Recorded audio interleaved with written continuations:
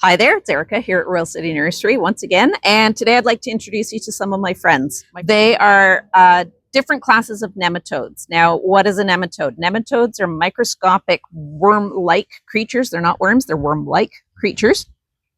They're itty-bitty, and they can be either foes or, more importantly, they can be friends. The ones that are friends are the ones who do our bidding to help us keep the thrips and who else? We got fungus gnats under control in our house. We've got pot poppers. This little ball contains 8, I'm going to call them tea bags. They're like tea bags. You throw them on the soil of your house plant, you water it, and there you go. You've got nematodes now living in your soil who will help to go attack the bugs you don't want.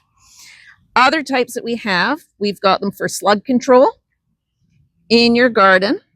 We have them for ants, ant control, and we have them to help with, notice I say help with, Japanese beetle control and white grub control. This is the same, these are similar nematodes to the ones that we have for our lawn control, but basically if you've had a problem with these beetles in the past, putting down some of this will help to get rid of the critters that are the youngsters that are going to turn into the problem of the future. Last one I want to show you is this one here. This one will work against fleas and the chinch bug. Chinch bug, if you had it last year, you're going to have it this year more than likely, and you'll probably have it in a higher concentration. Getting some of this on your lawn now in June will help to prevent much of the damage.